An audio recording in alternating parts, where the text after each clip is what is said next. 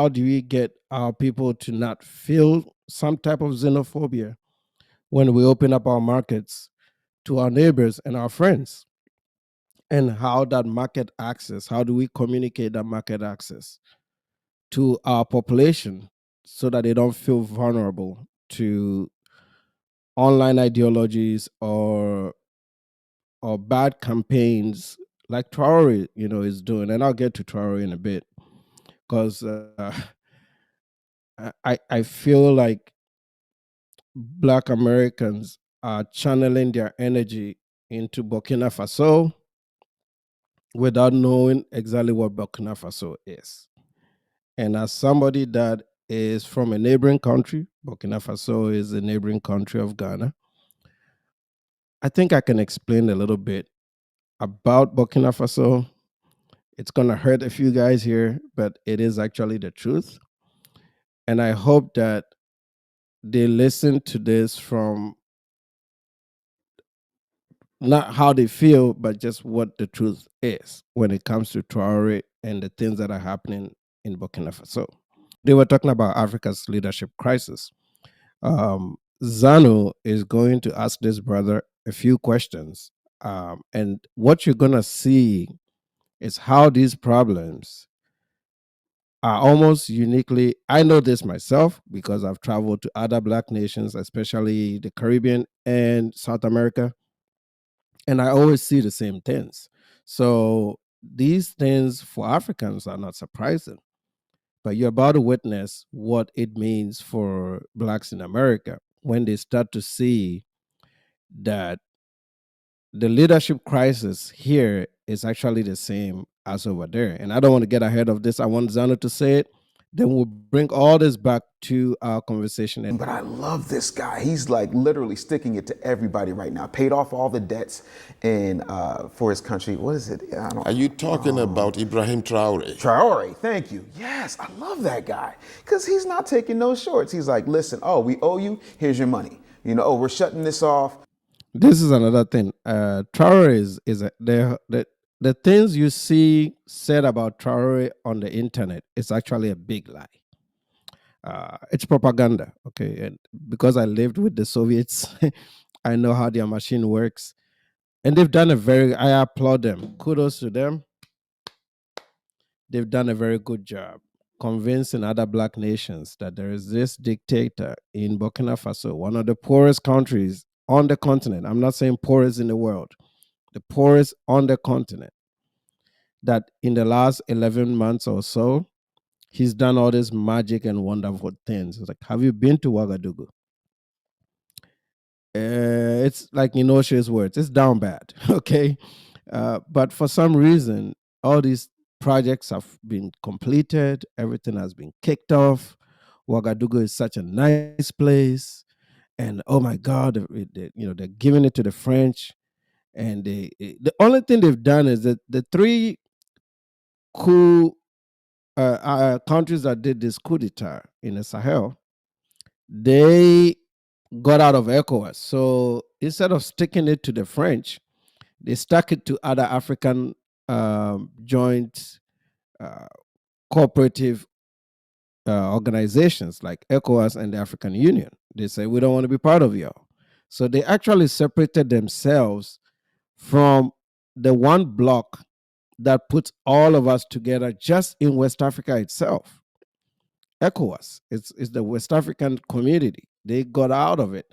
The reason they did is not because they care about Guineans, Malians, and Burkinabes. No, they did because ECOWAS has a joint military called ECOMOG, where all these countries, through Western equipment, have an army like it's like NATO, and they stop coup d'etats from happening, like they did with the Gambia.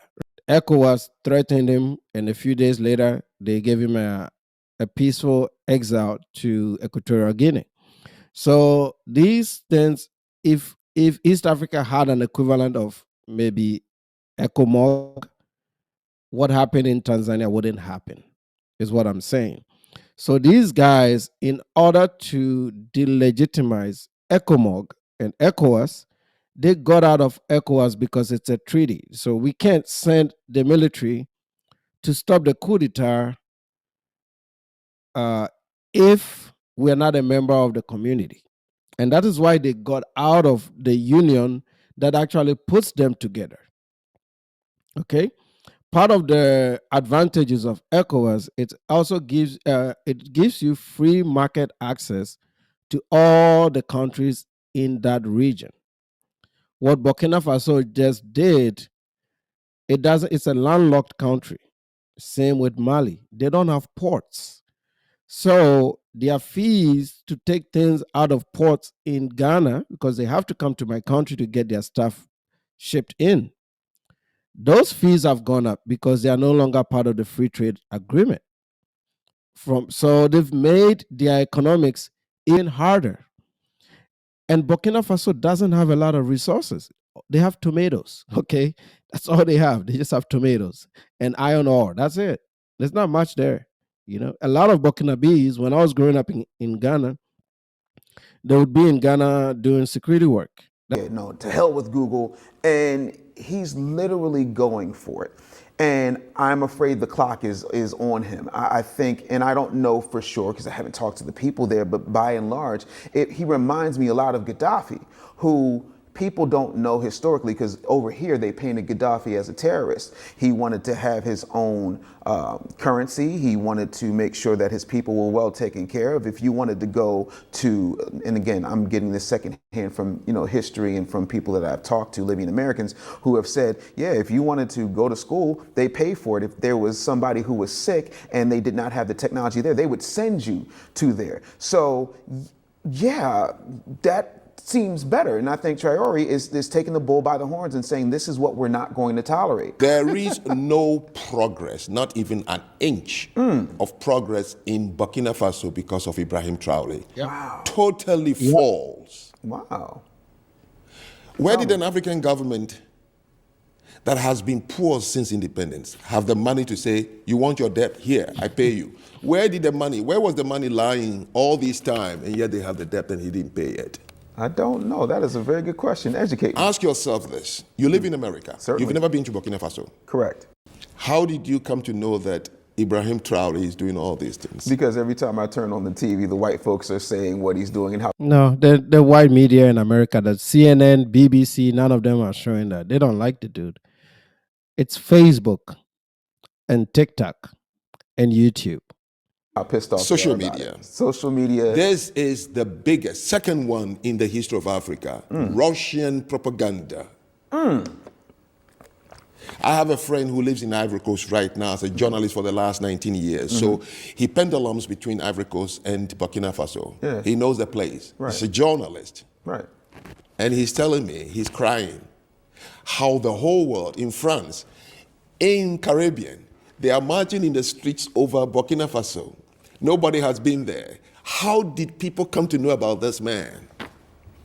Number two, which major world news have you seen interview this guy? None. They started praising Traore. I started seeing Traore propaganda only a month or two into his quote unquote presidency. Just a few months into it. Like they didn't even wait. Usually you wait for about a year so that you can start lying about some stadia that's been built or some infrastructure. No, they didn't. They didn't. And, that place is down bad. I know. Checking Effect, a Black American YouTuber went there. When you're a YouTuber, like you got to be careful too. So a lot of them will not really show everything, and it's a military state, so you have to get permission to know where to film and where not to film. But you could still see the struggle in his videos. You could, even though he tried to mask a lot of it. It was still there. None. See, and then to me, and Number three, yeah, think, Dave, he got in power only 24 months ago. You really know a black man in Africa. A 36-year-old military man took office in 24 months. Do you know how long it takes for you to put out a contract and have people bid for it, vet, screen, and award the contract before a factory is built? And he did all this in 24 months. Yeah, the only way that works is if those factories are his. The bids that they have to put on his procurement system if it's his own people or if it's a military, you know how the military has road making equipment, all that stuff, unless they're using military contractors to just get things done. I lived a lot of my childhood in Africa. I go back to Africa as frequently as I go to any place. I have never, with the exception of Jerry John Rawlings, which is Ghana's first president of the republic when Ghana became a republic, not the Kwame Nkrumah times, but when we became a democracy. Uh, Jerry John Rawlings is the only military leader on the African continent that was not about him. Mr. Rawlings didn't die a rich man. He had the resources that he had. I mean, of course, he did better. He was the head of state, so he got a good salary and he had a few investments and he got a pension from an opposition government. And then he did his 2 terms and then he left. This is why Ghanaians forgave Rawlings for some of the atrocities that happened during that military takeover. Even Rawlings didn't do that much in the first few years of his military takeover. And he had the port, he has the sea in Tema, he had the infrastructure to back it. Burkina Faso doesn't even have a shipping port. They don't have the natural resources that Ghana has. They don't have gold. They may have little pockets of it, but they're not the Gold Coast. They're not like Ghana. They don't have any oil like Ghana does. Ghana has oil, Ghana has gold, Ghana has cocoa. Cocoa doesn't do well in Burkina Faso because of the vegetation. It's more of a savanna type vegetation, like in Southern Africa. So only corn, millet, sorghum, those are the only crops, and tomatoes. Those are the only crops that do well there. They don't also have a lot of water resources. So their underground water systems are horrible there. So it's just drought pretty much half the year. So the idea that this guy all of a sudden has built all these resources and has done this magic. And I know blacks are around the diaspora, including in the Caribbean, love this man because of what they've seen on social media. It kind of it surprises me. It really is. It's surprising, but I don't usually like to argue it because again, I'm from a country that is a neighboring country to Burkina Faso. So I've known Burkina Faso my whole life. I know Ouagadougou. I know the people of Burkina Faso. And a lot of this stuff is a lie. But let's keep going. Months. It's not true. Somebody's the backing biggest Russian propaganda. You know why? Why? Russia is propping this guy up so that when something happens to him, Africans would blame the West Instead of blaming themselves. Burkina Faso is a basket of coup d'etat from the day of independence. So he's installed. Oh, no, they make coups against themselves. Huh. He overthrew the guy, Henry, who was only 9 months in power. He overthrew him. How do you judge a man in power for 9 months? You can't. You There's can't. not enough time. And he's going around wearing a French beret, a French hand gloves, a French pistol, a French armored car, a French jeep, a French military, everything French, and go to Russia to say, yes, I kick one of you out of Europe, kick you out, and I want to deal with another European country. Let's not go that.